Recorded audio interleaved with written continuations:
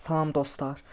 Bugün sizlerle Respublika Fen Olimpiyadalarının şəhər mərhələsinin 8-ci sinif suallarını müzakirə edəcəyik. Deməli, 5-ci əsrin birinci yarısında Albaniyada baş vermişdir. Yeni Albaniyasının yaradılması. Deməli, 5-ci əsrin birinci yarısı 401-ci ildən 450-ci ilə kimidir.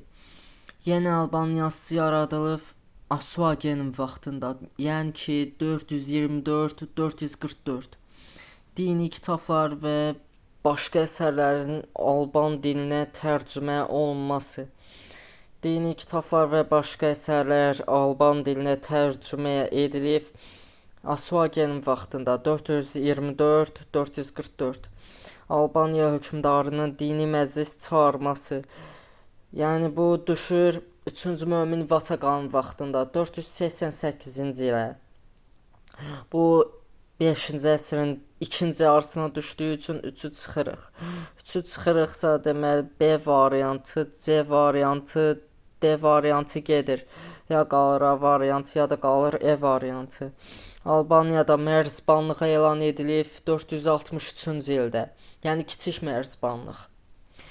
Bu da yəni bizim eramızın 5-ci əsrinin ikinci yarısına düşdüyü üçün 4 də gedir, qalır A variantı. Eramızdan əvvəl 3-cü minilliyin sonunda Su və Turki tayfalarının müstəqillik qazanmasına təsir göstərdi. Kutilərin Akkad dövlətini süquta uğratması ancaq 3-cü Ur sülaləsinin hakimiyyətinin başlanmasına şərait yaratmışdır. Yəni bunun Su və Turki tayfalarına dəxli yoxdur. Ona görə variantı gedir. B variantında Assur dövlətinin Babillə aparılan mübarizədə zəifləməsi. Deməli, Assur dövlətinin Babillə aparılan mübarizədə zəifləməsi bu eramızdan əvvəl 1-ci minilliyə düşür. Ona görə B variantı gedir. Kimmer, İskit və Sak tayfalarının Manna ərazisində məskunlaşması bu eramızdan əvvəl 7-ci əsrə aid olduğu üçün C variantı gedir. Azərbaycan ərazisindəki dövlət qurumlarının süquta uğraması. Deməli, eramızdan əvvəl 3-cü minilliyin sonunda Kuti və Lullubi dövlət qurumları süquta uğramışdı və bunun nəticəsində Su və Turki tayfaları müstəqillik əldə elədi. Müstəqillik əldə eləyəndən sonra da Aşur dövlətinə qarşı mübarizə aparmalı oldular.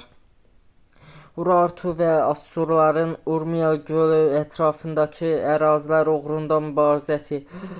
Bunlar, yəni Urartu ilə Assuriyanın müharibəsinə səbəb olmuşdur. Yəni Manna torpaqlarının işğalına səbəb olmuşdur. Bunlar Su və Turki tayfalarının müstəqilliyinə hər hansı bir təsir göstərməmişdir. Və həmən vaxtda Su və Turki tayfaları Manna dövlətinin tərkibində olduqları üçün E variantı gedir. Qalır D variantı. Şirvanşahlar dövlətinin 14-cü əsrin sonları və 15-ci əsrin əvvəlləri üçün oxşar cəhət. Yəni ki, 1300-lərin sonu, 1400-lərin əvvəlləri olmalıdır. Təbriz şəhərinin ələ keçirilməsi. Şirvanşahlar Təbriz şəhərini 1406-cı ildə ələ keçirmişdirlər. Lakin 14-cü əsrin sonlarında Təbriz Teymurilərin tərkibində idi. Ona görə A variantı gedir. Kəsranilər sülaləsi tərəfindən idarə edilməsi. Kəsranilər sülaləsi 1382-ci ildə süquta uğramışdır. Və həmən vaxtda isə Dərbəndilər sülaləsi hakimiyyətdə idi. 15-ci əsrdə Dərbəndilər sülaləsi hakimiyyətdə olduğu üçün Kəsranilər həmən vaxtı yox idi. Ona görə də B variantı gedir. Qızıl Ordunun yürüşlərinə qarşı mübarizə aparılması. Qızıl Ordu Azərbaycana ən son 1385-ci ildə hücum eləmişdir. Ondan sonra bir daha Qızıl Ordu yürüş eləməmişdir Azərbaycana. C gedir. Qaraqoyunlu dövlətindən asılılığın qəbul edilməsi 1412-ci il Kür-Çay sahili döyüşü nəticəsində Şirvanşahlar dövləti Qaraqoyunlu dövlətindən asılılığı qəbul edir. Lakin 14-cü əsrin sonlarında isə Şirvanşahlar Teymurilərə tabe olur. Ona görə D variantı gedir. Teymurilər dövləti ilə ittifaq qurulması. Şirvanşah 1-ci İbrahim 14-cü əsrin sonlarında Əmir Teymura tabe olur. 15-ci əsrin əvvəllərində isə 1-ci Xəllullah Şahruxa tabe olur. Onunla müttəfiqlik münasibətləri qurur. Yəni qalır E variantı.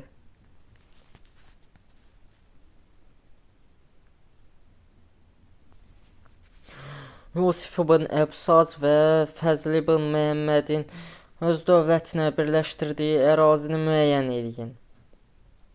Yusif ibn Əbsaz və Fəzl ibn Məhəmməd hansı ərazi olmalıdır ki, yəni bu dövləti yəni o ərazini hər ikisi tabe etmiş olsun. Deməli 2 gedir. 2 Şamaxıdır. Fəzl ibn Məhəmməd Şəddadi hökmdarı olduğu üçün, yəni Şamaxını tabe etdiyi olmamışdır. Deməli 2 gedir. B variantı da gedir. 5 Lənkərandır. Yəni Lənkəran Şəddadilər dövlətinin ərazisinə daxil olmamışdır. Ona görə E də gedir. 3 Ərdəbildir. Yəni Ərdəbil onsuz da Sacilər dövlətinə tabe idi. Və Fəzl ibn Məhəmməd də Ərdəbilə hər hansı bir yürüş eləməmişdir. C gedir.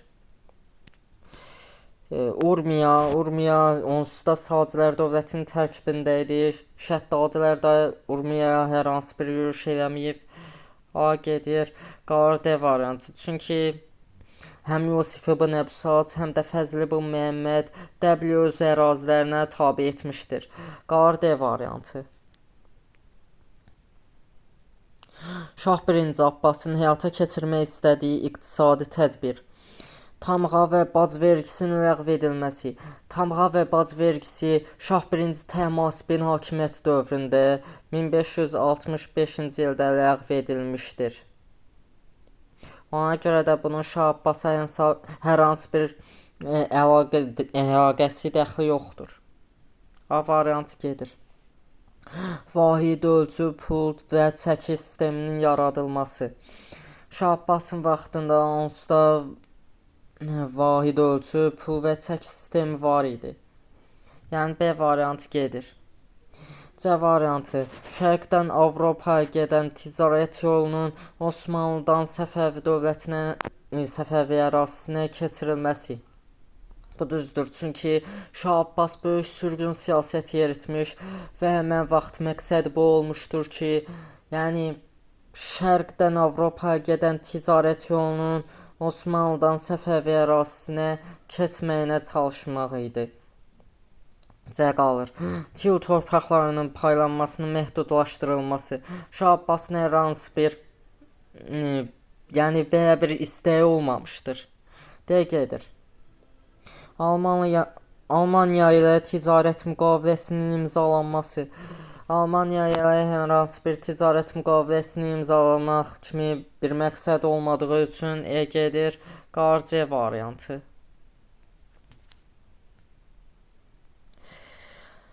Şəkili Hüseyn xanın hakimiyyətinin ilk illərində Qubalı Fətəli xanla müttəfiqlik münasibətinin yeritməsinin səbəbi Fətəli xanın köməyi ilə hakimiyyətə gəlməsi idi. İkinci İraklinin Şəki ərazisinə hücum eləməyə deyə bir şey olmamışdır. Pənahəli xanın Hüseyn xana qarşı Azərbaycan xanları ilə əlaqə qurması. Bu Hacı Çələbinin vaxtına düşür. Yəni Hüseyn xana bir dəxli yoxdur. C gedir. Bakı xanlığını ələ keçirmək istəməsi. Şəkili Hüseyn xanın Bakı xanlığını ələ keçirmək kimi bir istəyi olmamışdır. O Şamaxını ələ keçirmək istəmişdir. D gedir. Fətəli xanın Dağıstan hakimlərinin hücumuna məruz qalması. Bunun Şəkiyə bir dəxli yoxdur. Əksinə Fətəli xanın Rusiya ilə müttəfiqlik münasibəti yeritməsinin səbəbi olmuşdur bu və öz elçilərini 2-ci Ekaterinanın huzuruna göndərmə səbəbi olmuşdur. Gedir, qalır A variantı. Eyler-Venn diaqramına əsasən uyğunluğu müəyyən edin. Şah Süleyman, Şah Sultan Hüseyn və oxşar cəhətlər. Rusiya dövləti ilə ticarət müqaviləsinin imzalanması. Deməli, Şah Süleymanın vaxtında 1667-ci il müqaviləsi imzalanmışdır ruslarla. Şah Sultan Hüseynlə isə 1717-ci il İsfahan müqaviləsi imzalanmışdır. Deməli, A oxşar cəhət sayılır. A oxşar cəhət sayılırsa, deməli A variantı gedir, C variantı gedir, D variantı gedir. Qalır ya E variantı, ya da qalır B variantı.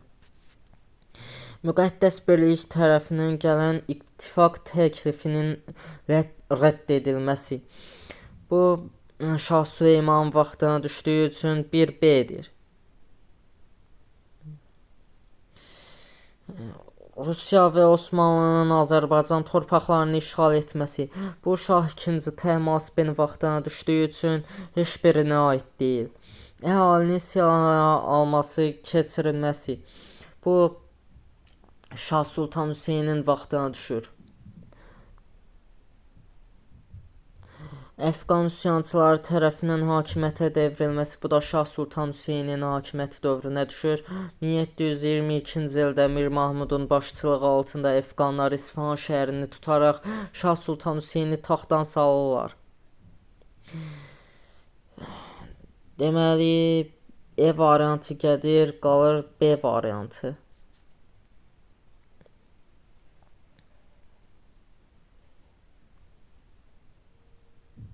Daha əvvəl baş vermişdir. Avropalıların içinə gəlməsinin qadağan edilməsi. 1757-ci il. Çünki Çin hökuməti belə bir qərar vermişdi ki, Kantondan başqa bütün Çin limanlarında Avropalıların ticarətlə məşğul olması qadağandır. Sultan 3-cü Əhmədin hakimiyyətdən devrilməsi. Bu 1730-cu ildə baş tutmuşdur patron xəlil üsyanı ilə. Kokand xanlığının meydana gəlməsi 1709-cu ildə olmuşdur.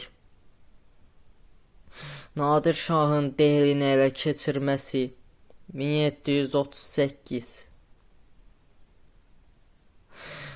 Ağa Məhəmməd Şah Qacarın, daha doğrusu Ağa Məhəmməd Xan Qacarın Zəndlər üzərində qələbə çalması 1779-cu ildə baş tutmuşdur. Deməli, daha əvvəl baş verən hadisəni götürürüksə, qalır C variantı. Kokand xanlığının meydana gəlməsi. Hadisə nəticə əlaqəsini müəyyən edin. Sınıq körpü döyüşünün baş verməsi, Osmanlı Krım qüvvələrinin məğlub edilməsi. Bu düzdür. Şirvanın Səfəvi dövlətinə birləşdirilməsi, Dərbəndin Səfəvi dövlətinin əsas liman şəhərinə çevrilməsi, belə bir şey yoxdur. Çünki Dərbənd, yəni Siftədən Səfəvi dövlətinin əsas liman şəhərlərindən biri idi. Həm də ki, Dərbənd şəhəri artıq 15-ci əsrdən etibarən əsas liman şəhərinə çevrilmişdi. B gedir. Yəni Şirvanın Səfəvi dövlətinə birləşdirilməsinin nəticəsi bu olmuşdur ki, Azərbaycan torpaqlarının vahid dövlətdə birləşdirilməsi prosesi başa çatmışdır. Paytaxtın İsfahan şəhərinə köçürülməsi, Təbrizin iqtisadi və siyasi əhəmiyyətini itirməsi. Xeyr, paytaxtın İsfahan şəhərinə köçürülməsi nəticəsində, yəni Səfəvi sarayında İran təsiri artmışdır. Lakin Təbrizin iqtisadi və siyasi əhəmiyyətini itirilməsi paytaxtın Qəzvin şəhərinə köçürülməsi nəticəsində olmuşdur. C gedir. Niyazabad döyüşünün baş verməsi, Qarabağ və Gəncənin Osmanlıdan azad edilməsi. Xeyr, çünki Qarabağdan Gəncə 1586-1589-cu illərdə olmuşdur. Yəni Qarabağdan Gəncə 1586-1589-da itirilib, Şirvani isə Niyazabad döyüşünün baş verməsi nəticəsində azad edilmişdir. Lakin Dərbənd istisna təşkil edir. Çünki Dərbəndi hələ bizimkiləri azad eləməmişdir. Gedir. 1591-ci ildə Təbrizdə üsyanın baş verməsi, Osmanlı qoşunlarının Təbrizdən qovulması, xeyr. 1591-ci il üsyanının nəticəsində Osmanlı qoşunları Təbrizdən qovulmamışdır. Osmanlı qoşunları Təbrizdən 1603-cü il üsyanın nəticəsində qovulmuşdur. Yəni E variantı gedir, qalır A variantı.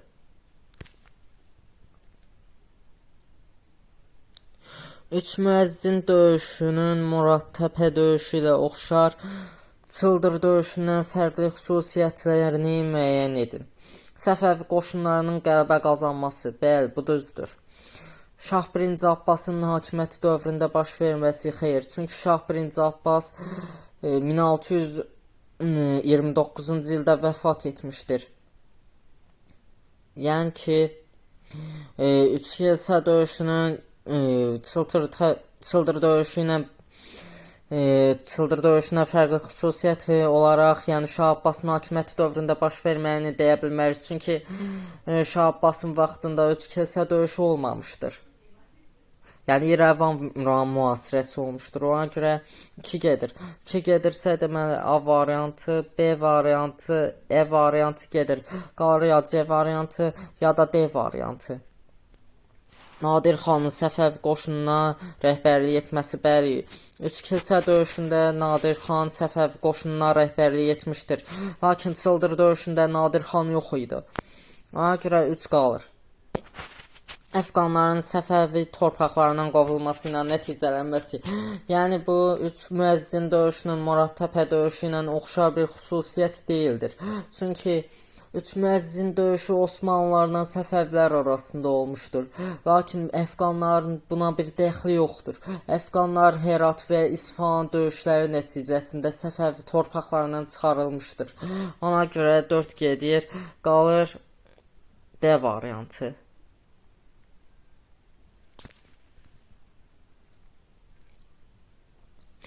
Teymuri hökmdarı Əbüsəydin fəaliyyətinə aiddir. Cahanşahla barışıq müqaviləsi imzalaması, bəli, Herat müqaviləsi. 1458. Həsən padişahla müharibə aparması, bəli, 1469-cu il Mahmudabad döyüşü ilə.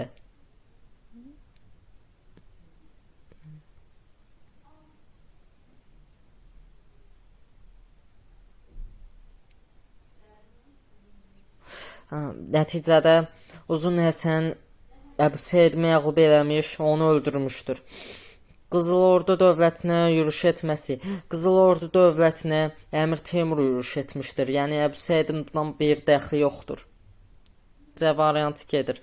C variantı getdiyi üçün B variantı gedir. C variantı gedir. D variantı gedir. Naxçıvan və Xorasanda üsyanları yatırması. Bu, yəni Əbüseydə adiyyat yoxdur.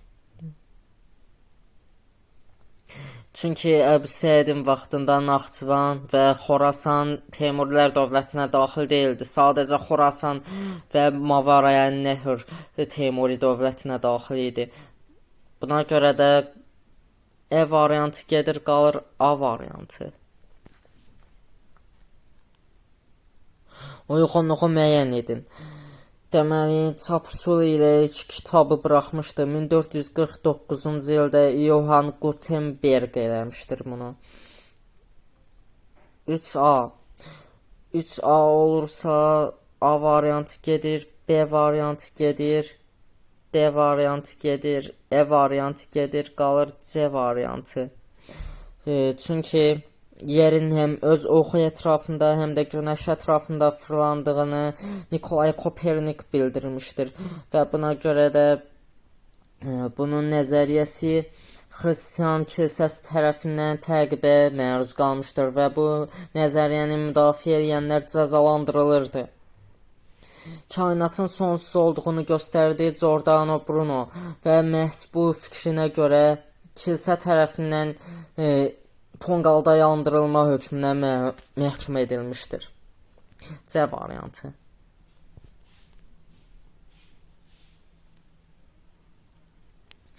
Məntiq ardıcılığı tamamlayın. 7-ci əsrin əvvəllərində Sasani-Bizans müharibəsinin başlanması, deməli 629-da başa çatmış bir müharibə nəzərdə tutulur. İkinciyə boşluq qoyulmuşdur və nəticə Sasanilərin ağır məğlubiyyətə uğraması. Türklərin Bizans tərəfindən savaşa girməsi, bəli, Qərbi Göytürk xaqanlığı Bizans tərəfindən savaşa girərək Sasanilərə qarşı mübarizə aparmışdır.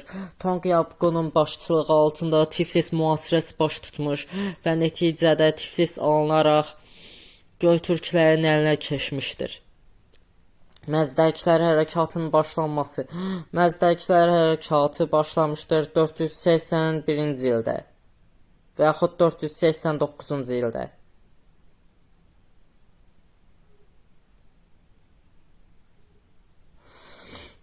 Axund dövlətinin Bizansla ittifaq qurması.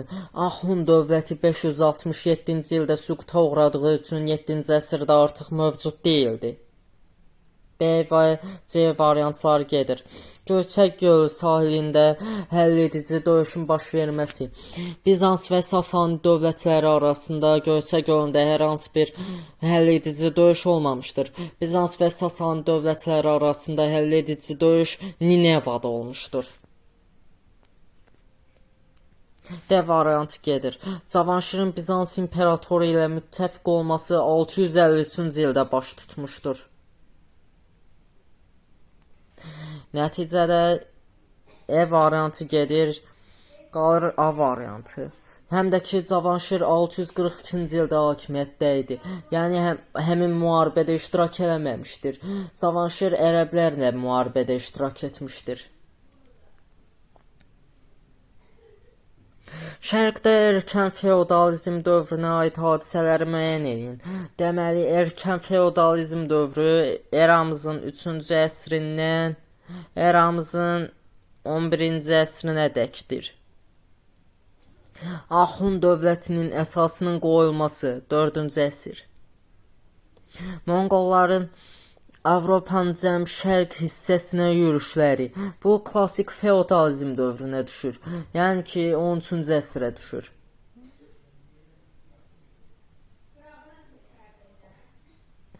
İki getdiyi üçün A variantı gedir, B variantı gedir, D variantı gedir. Əmir Teymurun Delhi sultanlığına yürüş etməsi. Bu 1398-ci ildə baş tutmuşdur. Klassik feodalizm 11-ci əsrdən 15-ci əsrə dəkdir. 14-cü əsrə düşdüyü üçün 3-də gedir. Xəzər xaqanlığının ərəblərlə müharibələr aparması eramızın 7-ci və 8-ci əsrlərində olmuşdur.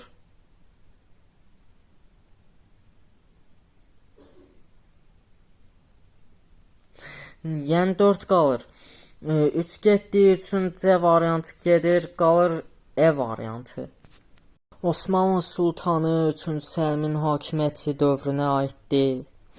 Deməli, 3-cü Səlimin hakimiyyəti dövrü 1789-1807-dir.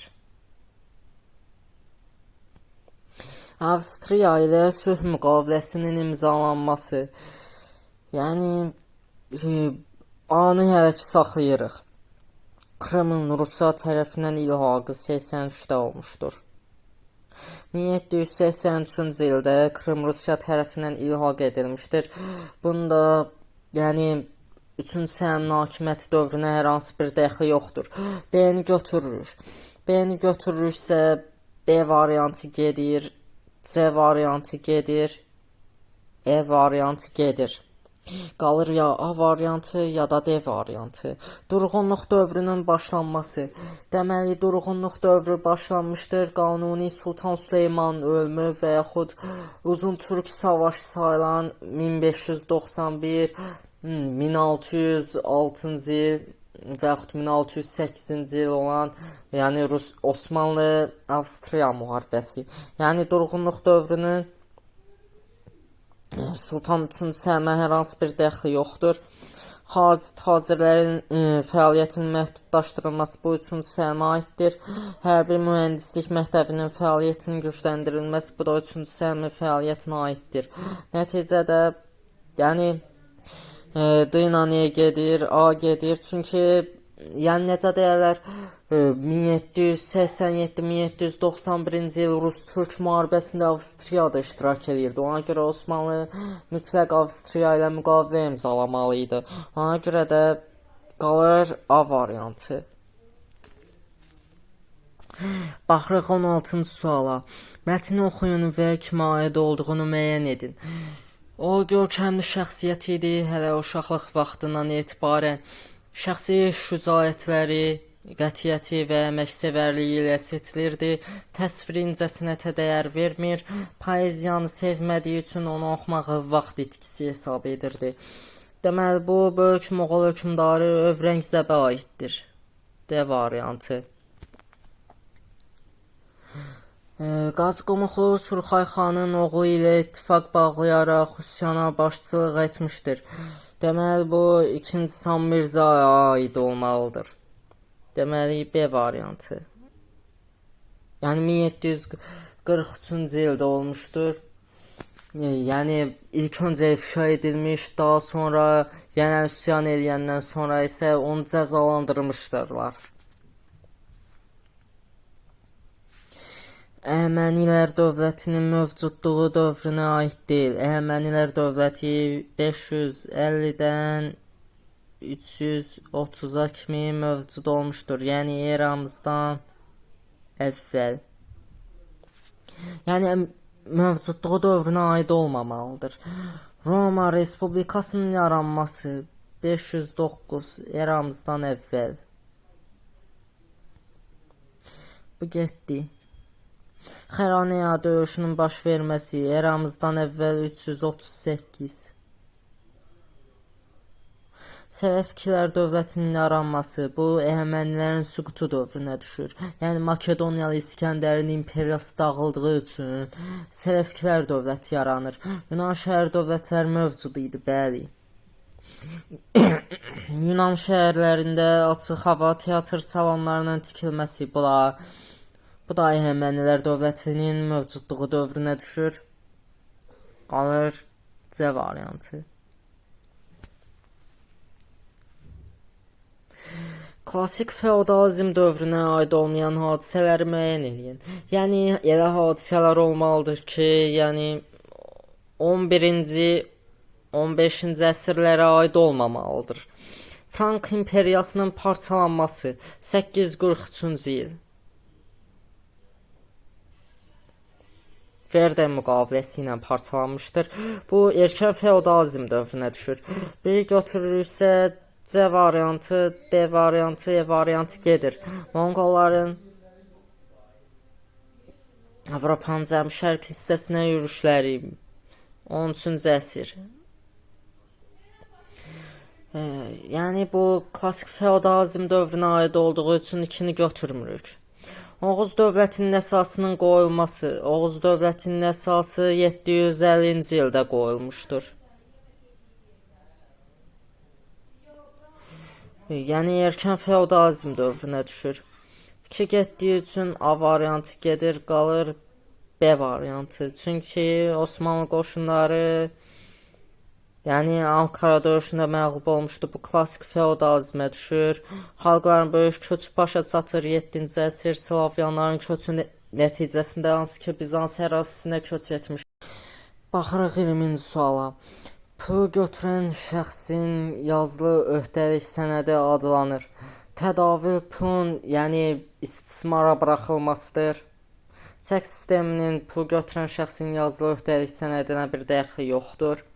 İndulgensiya cənnət qəbzlər sayılır. İnkvizisiya kilsə məhkəmələridir. Qalır E variantı, veksel. Deməli dostlar, artıq beləliklə Respublika fənn olimpiadalarının şəhər mərhələsinin 8-ci sinif suallarını müzakirə elədik, təhlil etdik. Növbəti videolarda görüşənədək sağ olun.